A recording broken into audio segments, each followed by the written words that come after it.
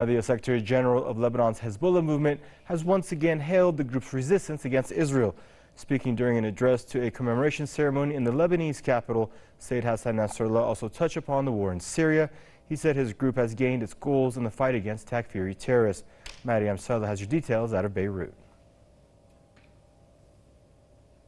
In a new speech, Sayyid Hassan Nasrallah declared that not only can Hezbollah's rockets reach every inch of Israel, but that Hezbollah's fighters can infiltrate it despite the high walls Israel is building to protect itself from Gaza and Lebanon. The Hezbollah leader spoke at a ceremony commemorating the martyrdom anniversary of Hezbollah military commander Mustafa Badreddin. This border wall is an acknowledgement of Lebanon's massive victory and Israel's defeat. It's a defeat of Israel's schemes and ambitions and an acknowledgement of the fall of the Greater Israel Project, which sought to establish a state from the Nile to the Euphrates. When Israel hides behind high walls, it means that it is weaker than a spider's web. The leader of the resistance stressed that mundane talk of an Israeli war on Lebanon and the resistance has been going on for months now as part of the usual psychological war, which the people should not fear. I call on the Lebanese people to live their normal lives. Have faith in God, who gave you several victories, and have trust in your golden equation, the army, the people, and the resistance. Nasrallah responded to accusations that his group is trying to create demographic changes inside Syria, saying that it's the Takfiri militants with their ideology of intolerance that are trying to enforce such a rule. He went on to announce that Hezbollah will end its military presence in some Lebanese border towns with Syria, since its mission there has been accomplished. On this martyrdom commemoration, Hezbollah supporters remember one of the first of their military commanders to have taken part in the war in Syria to fight against Takfiri terrorists, and it's on this day that they renew their pledge to continue the battle until decisive victory is reached. Nasrallah, Press TV, Beirut.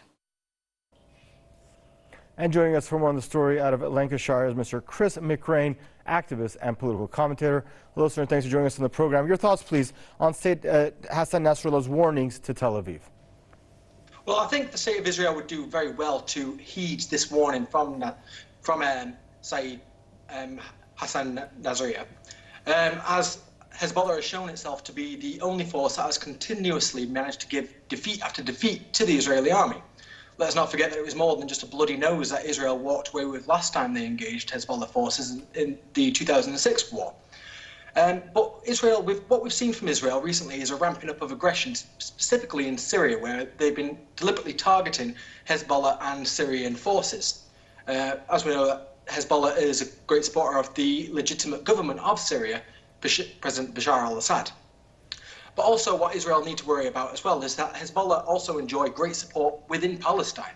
We've got move from parties on the left, the communist groups, as well as the more Islamic groups, such as Islamic Jihad, do offer support for Hezbollah, and I think that should be a real concern for Israel. I think although I wouldn't want to speculate over what the outcome of such a conflict would be, all I can say is that the plight of the Palestinians will not go unanswered in this case.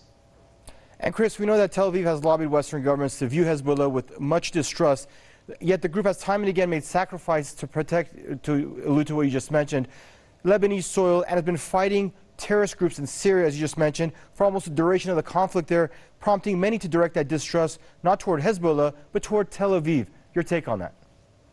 Well, I see Hezbollah has proved itself time and again in its war on terrorism to be a force for peace in the Middle East.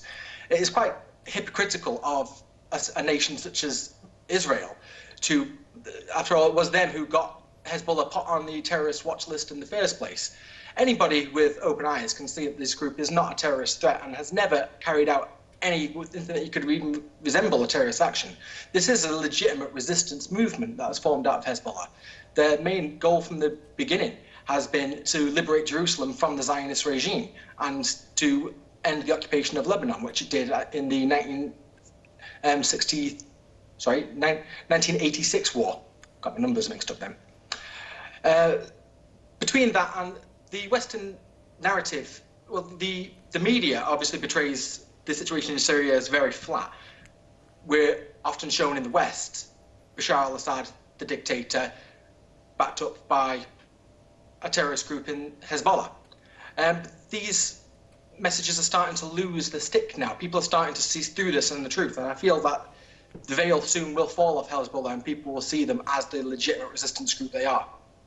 Thank you, Chris McGrane, for joining us and your contributions, sir, activist and political commentator, joining us out of Lancashire.